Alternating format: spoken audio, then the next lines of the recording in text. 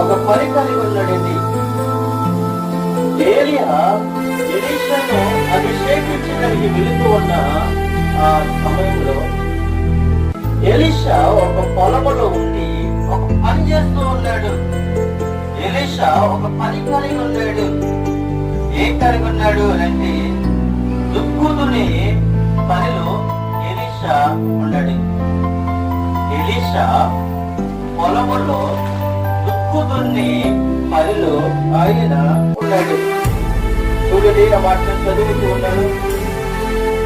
అతడు తన ముసలు వద్ద 12 అడుగుల మెట్ల చేత దుక్కు దున్నిచ్చు 12వ అడుగ తోడుచుండెను.